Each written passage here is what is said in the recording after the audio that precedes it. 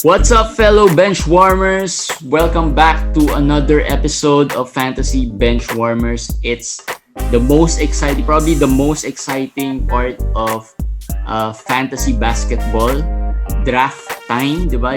This is where we are all excited. Lahat nga ng mga leagues ko, laging agahan na natin. There are even leagues na wala, hindi pa ready yung Yahoo app for its draft. Sige, i-offline na lang natin yan para matapos na. Sobrang excited, So, okay lang, I understand na yung hype and excitement ng mga taos. Lalo na kasi the NBA was cut short, so naputol din yung the NBA fantasy season last year was cut short as well. So maraming nabitin and natira lang was the DFS leagues which was good pero not the usual league games that most people are used to. So today we do a draft primer and it's a very special day kasi we have a very special guest. But introduce ko muna sarili ko. My name is Jeremy Tan and of course we have the commissioner here, Erik Go. Hey Erik.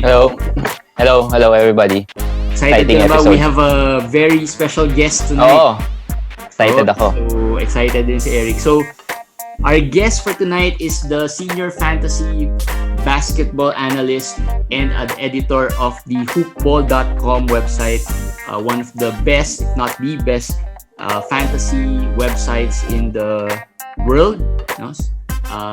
So he is, although yung site is primarily mostly the Americans who are running it, pero he is one of our own, our kababayan, Mr. Erik Ong. Hi, Erik. Hi. Good evening, everyone, and thank you for having me on your show. Thank you for the invite.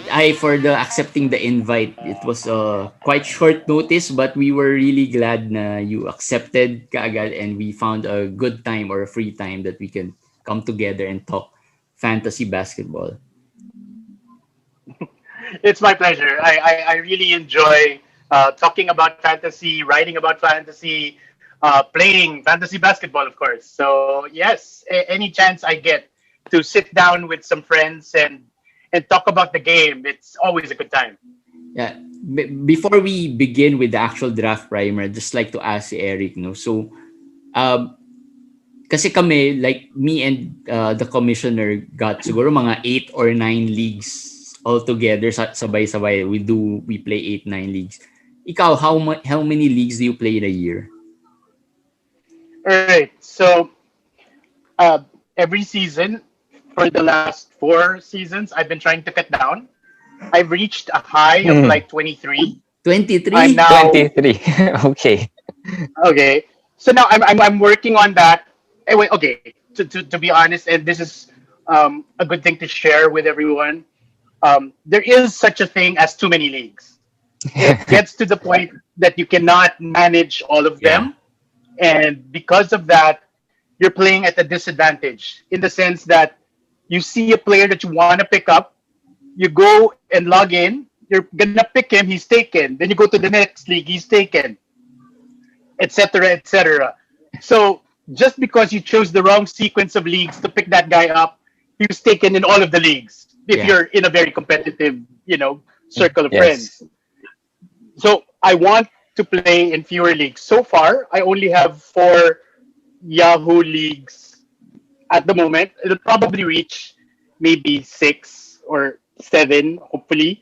But because I annually participate in the 30 Deep Experts League that's hosted in CBS, excuse me, I play in several leagues on the CBS platform. Mm-hmm. So there's that league. I play other leagues that are held there. So between Yahoo and CBS, sometimes ESPN, it just multiplies. So my goal for this season is to keep it under 12 total across all platforms.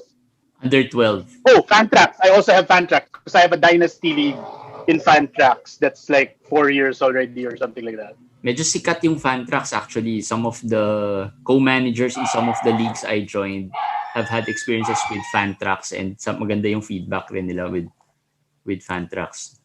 So Yeah, it's good. so below 12, so parang half of what you used to play. Yes, yes. Around half of the height because it was just too much. Do you like during watching the games, are you getting torn na parang some of the leagues you have this player, some of the leagues you have that player, and sometimes parang you've had mixed emotions because this player wasn't doing well pero you were, or this player did well pero in one league you own it, you own him, and then another league kalaban mo siya. Nagkakaroon ka ng ganung mixed emotions Oh, or wala na? not not all the time, but and you will probably relate to this because you guys play in around 8 leagues, and I'm sure you will notice that more often than not, a lot of your teams will start to look pretty much alike because you like the players that you like, Yes. and you will be Yes. drafting similar players. So it's going to be very rare that you're going to find, let's say, two Yahoo or fantasy teams that you own that are very, very different. At the end of the day, majority of your teams will have, the same Mhm. guys because you're Almost the gonna same. go. I like this guy. He's my target. I'm taking him everywhere.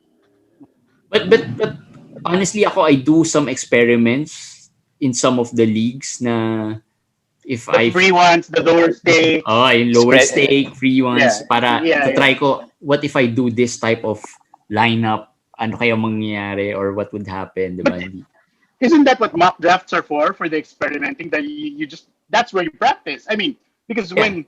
when money or pride is on the line, don't you want to bring the best game? Yes, that's true. That's true. Pero Like ito, I since oh, you go ahead, go ahead. mentioned about mock drafts, how Hmm. helpful are mock drafts in preparing for a draft? Let's talk about the draft primer na itself, preparing for the draft.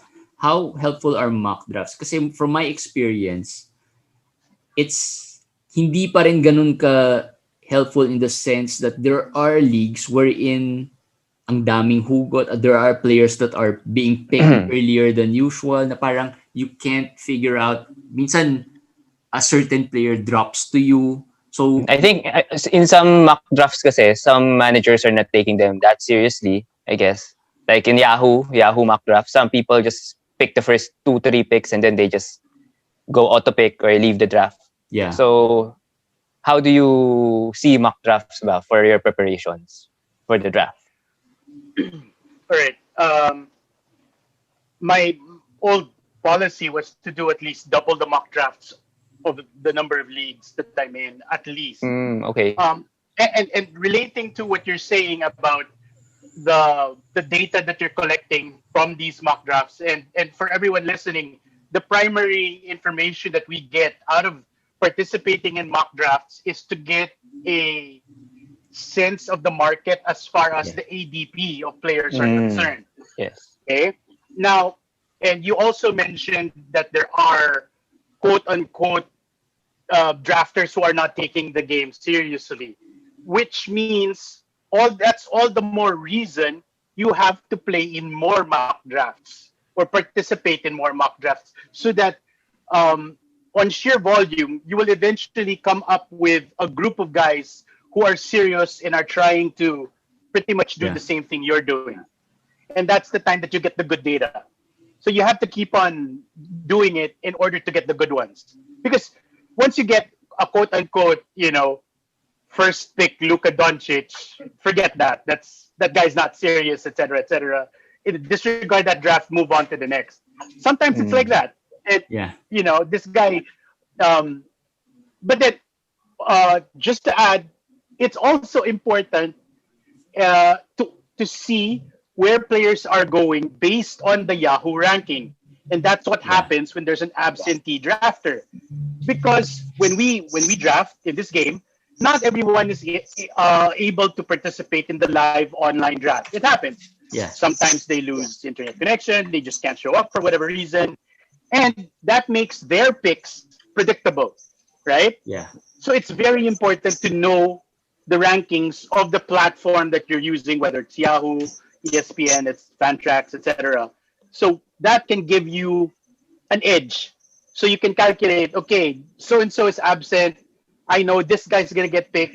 Do I want him? Do I pick him ahead, etc.? So maximize the amount of information. And that's what draft prep is about. Absorbing all the information you can possibly get so that you're ready to make the best choices come draft day. Yeah, actually, that's what I get from mock drafts. What the market is feeling like. Is this player being hyped? Or kasi minsan there are players that are medyo Buzzed. low in rankings, but the market or some of the managers love that player and have medyo mataas yung tingin nila dun sa player so that they would draft them higher. So doon ko nakikita if this player would go above their usual or their rankings or hindi, or how much does like certain players like sina Zion, sina Jamorant, minsan they're mataas yung level or yung tingin ng mga ibang managers sa kanila, so they get higher. Doon ko makikita how high could I get these types of players or how low could I get these types of players. With regards to that, okay. Yeah, go ahead. With regards to that, Go ahead, go ahead. would you feel that yung mga rankings are really accurate representation of how the fantasy season will go? Like the players, are they ranked properly? Do you think yung mga Yahoo rankings, are they very accurate? Okay.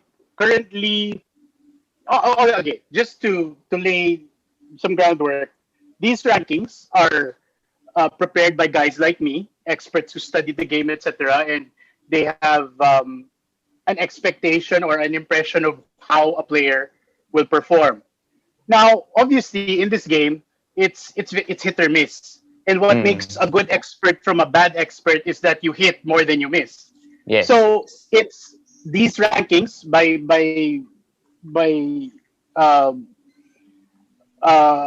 are effectively not perfect. There will be hits, there will be misses, but for the most part, they are generally good. For example, in the site where I work, hoop-ball.com, our founder and the owner of the site, Aaron Bruschi, he used to write for RotoWorld. He has his own list of players called the Bruschi 150, Yeah. and that's the guide of that's his personal rankings. So the feedback from the people who follow us or follow him, follow the site in general, is that it's so good and they just follow it, they win their leagues, for example. So some rankings are good, I mean, they differ, they vary. Yeah. So you have to find out which experts to follow and follow those rankings, not just what's on the platform.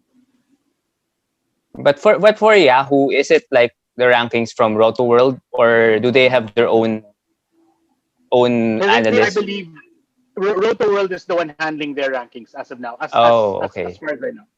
It used to be a different a few years back. It's changed over the years. But so far, and you guys will probably notice this, that the rankings get tweaked every so many periods. Yeah. After Yes. so many, yes.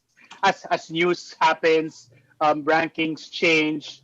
For example, when there's a major trade, let's say like the Westbrook John Wall exchange, that affected the values of so many players involved. So yes, even it's fluid. Basically, these rankings are being tweaked and being adjusted as we go. They are trying their best to capture the best possible rankings. But kasi ako, personally, I do follow more the season rankings than the projected. Diba sa Yahoo, there are two types of rankings, the projected and the season rankings. Ako, I go on the safer side and follow the season rankings kasi it's a proven proven ranking. Kumbaga, they were able to perform at this level already. So it's a matter of me assessing if they can replicate that this season or maybe drop a little. So at least I have a gauge already. The projected kasi parang I can't gauge how high is high and how low is low for certain players. Is there for you, do you think that the season rankings would be a better or the projected ones are the better basis for draft rankings? Okay, this is how you win the game. This is the secret sauce. in a perfect world, your projections are correct and you know how players should be ranked, and you quote unquote pick them relative to the season rankings or the base rankings of the platform that you're drafting in. So much so that you get them that in a spot where they will outperform wherever you get them. Yeah. So, the point is previous established stats do not take into account extrapolated growth and development and et cetera, Yeah. et cetera. So ideally, you have to have an eye of where how good a player will perform, et cetera, et cetera. But the thing is, there are some managers out there who like drafting on upside, quote unquote, on potential. That's Yeah. why you see like the players you mentioned earlier, Zion, Morant, they're being drafted high because there are high expectations for them to perform very well this season. Now the problem is when that happens, those players are going to be drafted close to where they're actually going to be performing, and you're not going to get extra value. So if Yeah. he's going to be performing, let's say, at the third rounder, and you pick him at the third round, what's the game? The Yeah. key is you get your third round value at the fifth round so Mm. that you're always ahead of everyone else, and that's how you win. Yeah. Yeah. Yeah. You get them at a lower kumbaga lower round, pero yung value nila is at a higher round talaga when the season. That's the secret. I mean, it sounds very simple, but that's the fundamental um, point of the thing, right? Yeah, yeah. But do you think that kasi parang for me the most people tend to look into the early rounds as the more crucial rounds. Like who do I pick first? Who do I pick in the first couple of rounds? Ganyan. But for me really the crucial part would be the middle rounds kasi that's where you pick the value picks that can maybe outperform their kung ano yung draft position that you pick them, di ba? But as far as the picks from the early rounds, do you risk already picking certain players or you just go with the safer picks? Or kasi I'm sure the first rounders are pretty much almost set or at least close na to where they are. That's how I assumed it na for many kasi that's how I pick it. Maybe ikaw Eric ikaw Com, ganun ka rin ba? You go with the safe ones? Hindi, sa first 10 or 12, I have a set ranking already, especially this year. But 13 down, the difference is very, very little for me. 13 to maybe, I don't know, 20, 21. Not that big difference.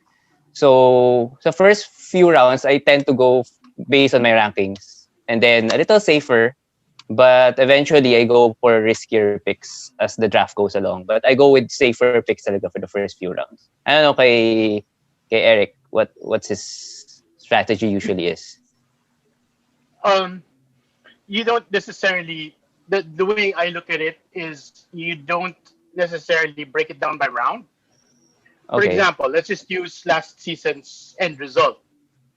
Between James Harden and Anthony Davis, what is the big difference in value? Is it significant? Could you have gone, was choosing one or the other that much different? Point is, it really wasn't. Yeah. I mean, let's say James Harden was better. He was not, the gap between him and AD was not so big that it was a huge mistake. So effectively, last season, your top two picks, assuming they were your top two choices, you couldn't go wrong. Yes. Then next year, it's let's say picks 3 to 5. There, you can't go wrong because interchangeable those three names in terms of impact fantasy wise because they give you similar value. So what I'm going at is instead of looking at it by round, looking at it by tier. Within this set of picks, I can pick any of these three guys. I should be good because they'll give me the same or similar kind of fantasy value. And in the end, that's what you're after, right? Yeah. Mm-hmm. Kumbaga, it's not really the yun nga, the level of yung difference nila as in providing you the what you need nandun, pero it's a matter of picking na lang who you want to Yeah, build maybe like build the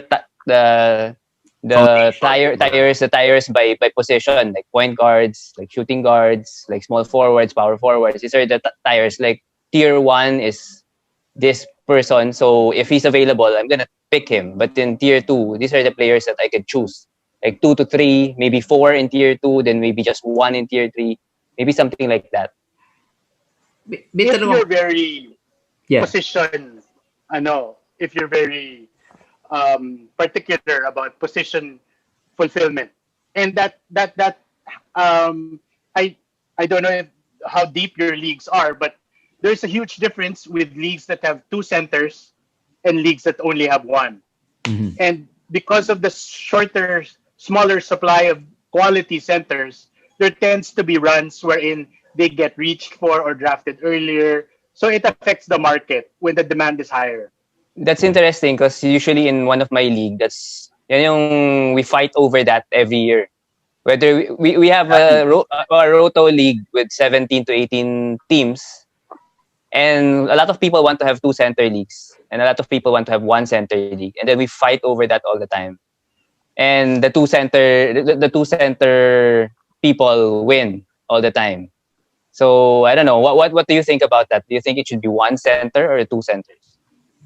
Okay, from from the over from the over 15 years I've been playing this game, I can tell you that given the fluctuation of the number of quality big men that have gone through the Yeah. NBA, it's okay to have two centers up to 14 team leagues.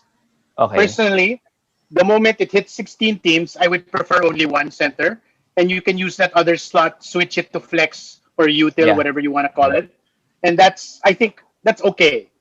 But if you're playing, and I am playing in a couple of 16 teamers that have two centers, it really affects the drafting market because there is a higher demand because they have double the needs that they have to fulfill as far as filling those center slots.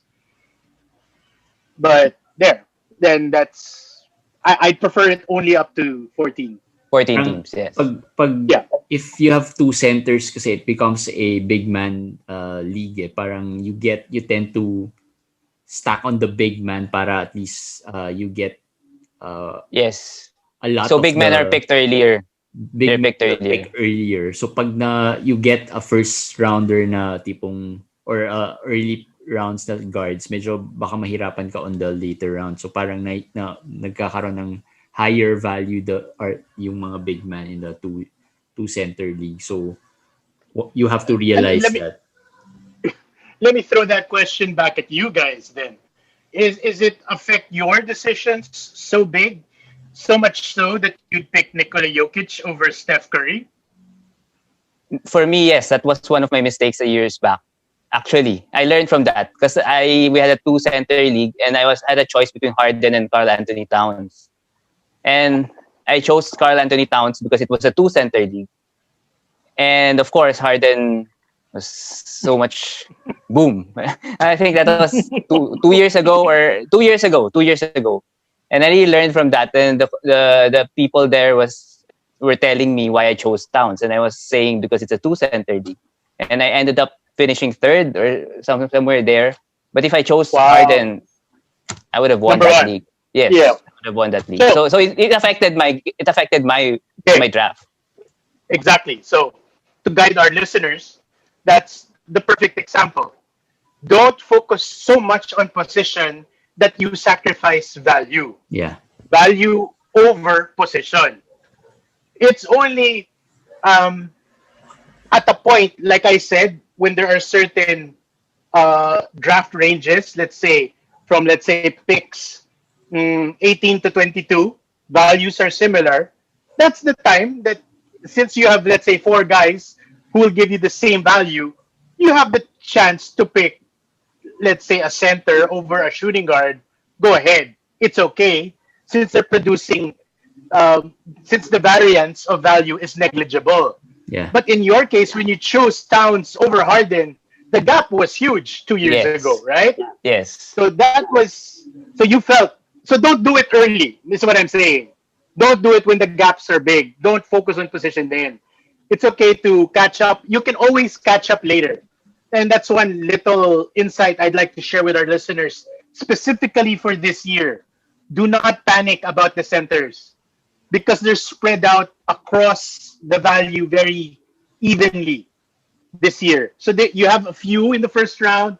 There are like maybe two in the second, etc. There are solid mid-round guys, and there are decent late-round guys. So it's a good spread. So if you miss out on one, don't panic and oh no, I need a center. Oh, pero that's have, with that, I was thinking now na parang if let's say, yes, I know, I understand that you go for the value talaga in the early rounds, right?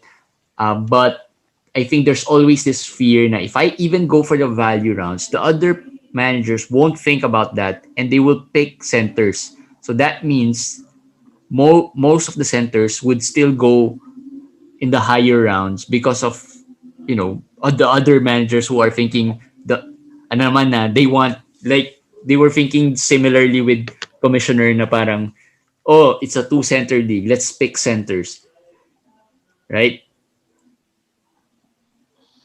okay. That will only happen. Yes, that's why we have this term, what we call runs. There will be a run of several centers going or several point guards going. A run during a draft, listeners, can only go so far because at some point the value drop will be significant. Let's say, even in the example of like what you said, let's say there's a panic and people are grabbing centers. But just because it's happening and it reaches at some point some guy, does that mean that you should necessarily pick Jonas Valanciunas in the third round just because you want your center? Probably not, right? Yeah.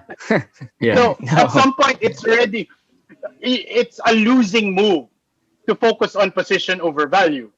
Mm-hmm. So, and okay, if you break it down, and let's get into higher level discussion here. What really is a big man anyway? He gives you field goal, rebounds, and blocks. Those are the three key things you get out of a big man, ideally from your center. The point is there are quality power forwards who are better value overall, who may not, let's say, give you blocks, but can give you, let's say, 6 or 7 rebounds, decent field goal, and it's low turnovers. It's comparable. It's low turnovers, exactly.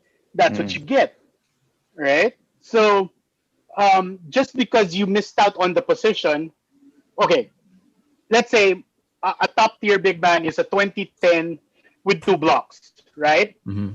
And you're worried that obviously those guys go quickly, right? Yeah. And normally they even come with good free throw.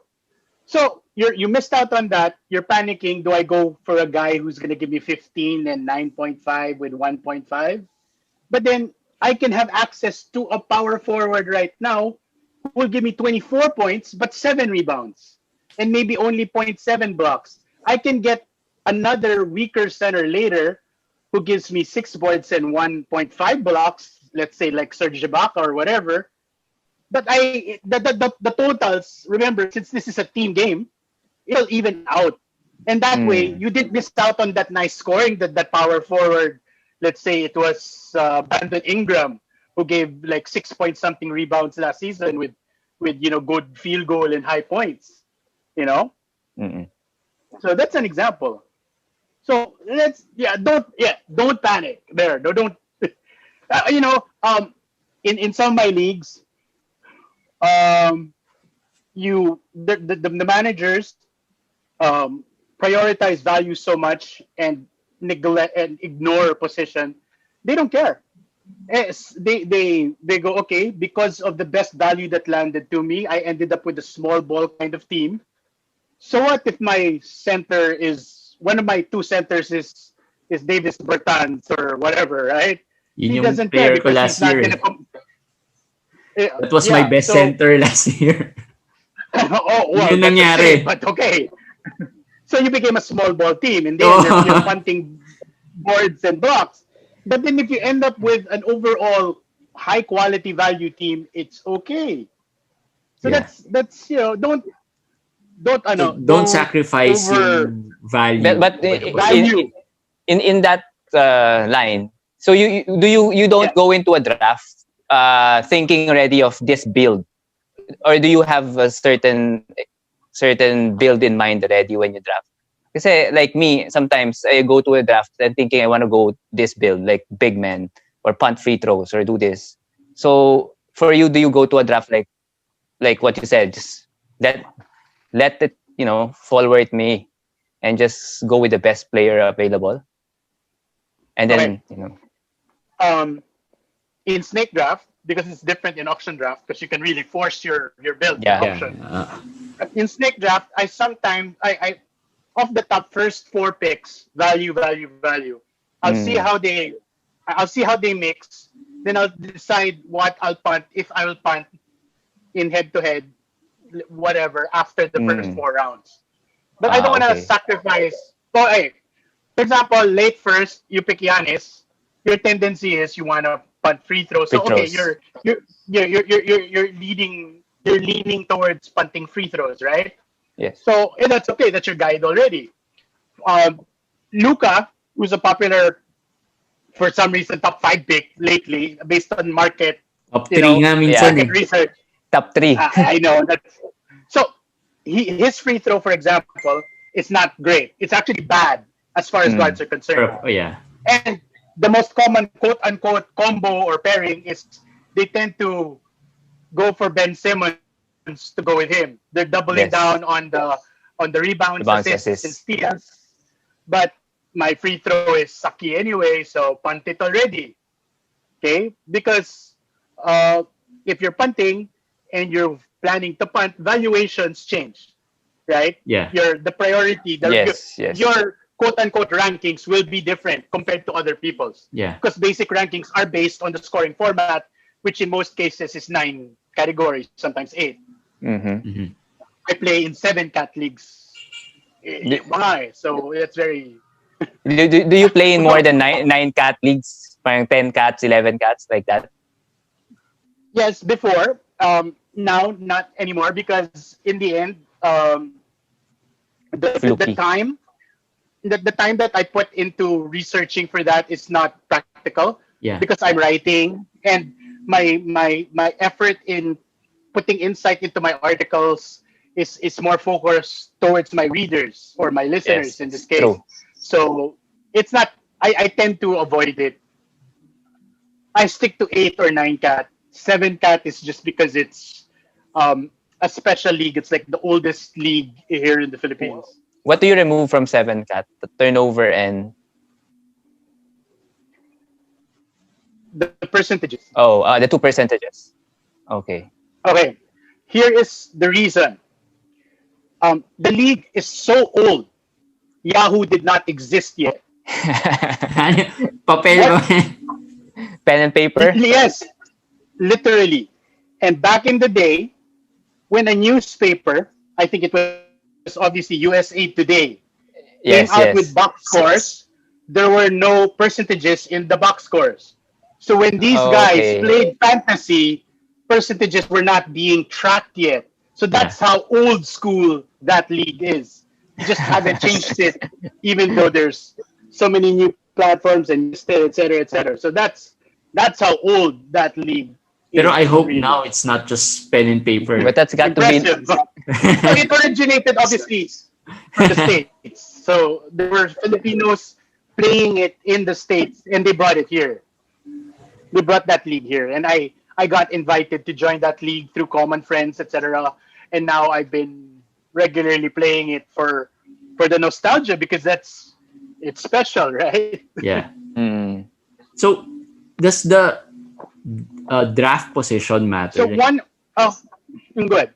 does the draft position matter? Like some better ba yung nasa early rounds, nasa early picks ka than the middle? Because some think na if you're in the middle pick, at least you won't have to wait too long. So at least balanced yung picks mo throughout.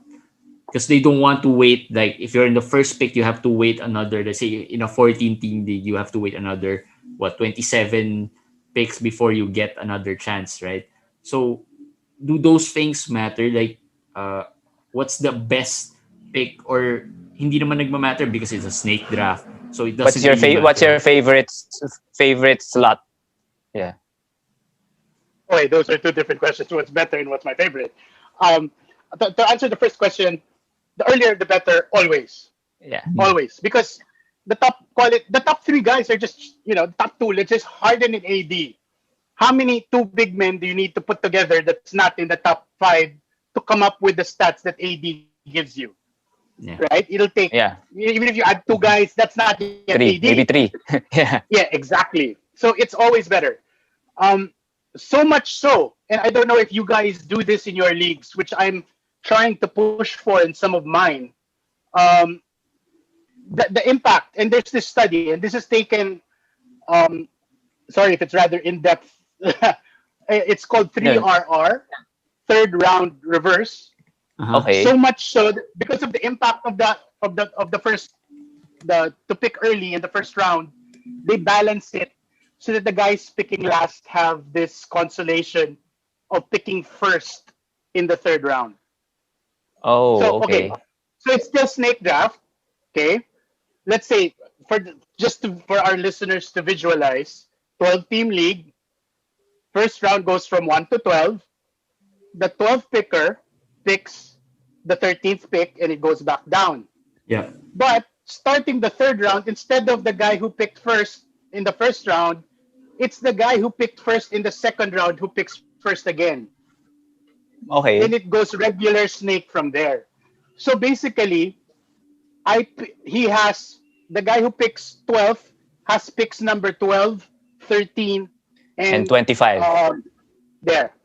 So it helps offset the value of the high pick of, let's say, the ADs and Hardens. Mm. Because if you look at it statistically, the impact of those guys, those particular players, almost always, they are playoff teams in fantasy. Just by having Harden, it's enough almost to carry a team into the playoffs, assuming his other guys are really terrible. Harden is just that strong. Yeah. So what more if you pair Harden with a good group of players that's winning already, right? Yeah. Yes. So that's why. So it really is stronger. Bottom line. Long story short. So But in that I don't case, have a isn't favorite it anymore. okay? But in that case, is that Yeah. penalizing the middle picks too much? Because No, not really, because it's across the board. The middle guy, he doesn't change. He's picking always at the same spot. oh yes, correct. So you're yeah, not screwing yeah. him. If anyone gets consistency, it's them. Yeah, yun nga eh. Some people would like that consistency that I'm picking in the middle. And ayaw nila yung the extremes. Correct. I understand what you mean. Um, and going back to our topic, especially when it comes to filling positions, and people get worried. If you're picking at the ends, you're worried that, oh no, it'll be so long before the pick gets back to me. Yeah. I might not have a center anymore. So I'll pick my center now. Yeah, So that's the yeah. tendency is Yes. they will reach. Okay? Yes. Yes, that tends to be a problem as far as the psychological aspect of the game. But and I mean, through the years I've been playing, yes, I've done that. When I'm last pick, I used to have all of these plans like, okay, it looks like guards are good. I'll go double guard, and I'm equal to a Harden already, or I'll go double big. Then I'll, corner the big guys and solve my centers. Then bahala na the rest. At least tapos na my 2Cs. So it's okay. I mean, sometimes, okay, that's okay if the value matches.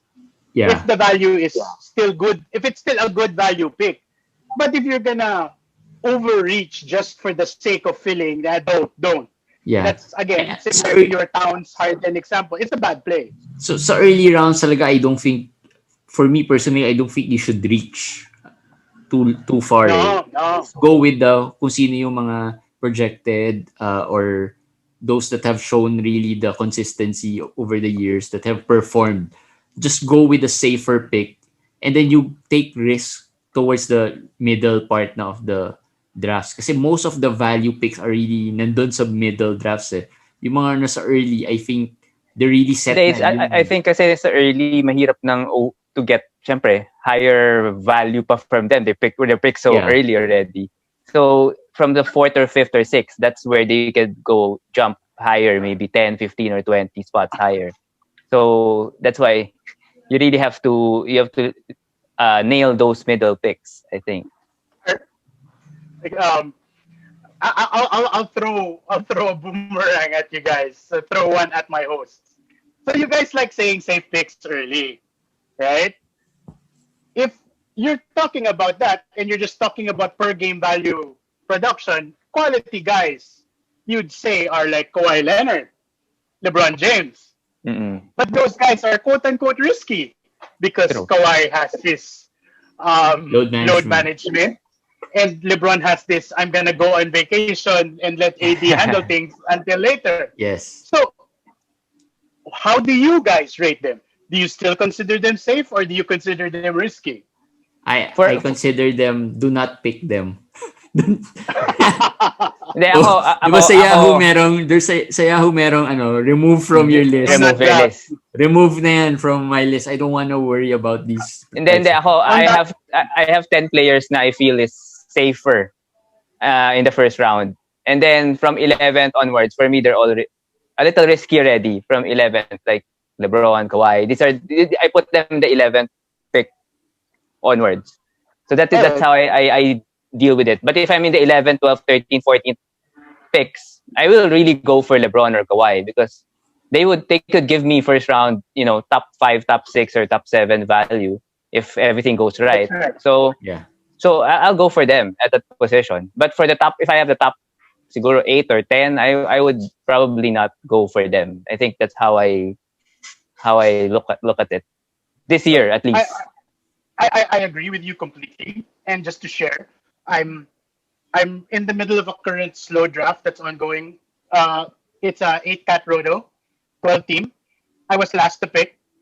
At 12, I picked Kawhi. I just paired him with Beal, which in hindsight was a mistake now that the Westbrook is there. But anyway, at the time, it was the correct move. So yes. Kawhi Beal was pretty good, right? So yes, that was my choice. So Kawhi at 12 is okay because, like you said, when he does play, and in terms of format, it also makes a difference. When Kawhi misses a game in Roto, it doesn't hurt as much because you just need to fill that game later. Yes. But in head-to-head, and you only have 1 week to base a player's performance versus a certain opponent, he can win or lose you a matchup depending on how many games he misses. So the impact, so I would more easily pick him late. I mean, pick him in a Roto league. I don't care. I mean, he misses. I know he's not playing in this back-to-back, slot in someone else, right? But in head-to-head, you don't have that luxury because Worse head-to-head is if like players like Kawhi miss the latter parts of the season, like we're in playoffs. The fantasy is already in the playoff mode, but that's where usually these players rest the most. So parang that's a big factor, especially for a first rounder like Kawhi or LeBron that you've invested in. Kaya siguro they fall a little bit lower in the draft. Yeah. And this is a unique season for us here at Fantasy Basketball because this is the first season, in as far as I can remember, that we're not going to be able to know the schedule of the fantasy playoffs ahead of time. Yes. Because the NBA is releasing their schedule in tranches. So, but just so that we can discuss it for your listeners, and if they're playing in head-to-head, draft based on playoff schedule as much as possible if you can. I mean, given normal, we're playing, as everyone knows, through a global pandemic of COVID. Things are very different, 72-game season, etc., etc. But in the old fantasy game, draft based on knowing the schedule. And that's one advice that I wanted to leave your listeners, sana, so that they could take that in mind. But now we can't, obviously. But when we Sig- eventually get back to normal. Yeah, Yes. yeah. Okay, so we have a question here from our mailbag, no, from Renz.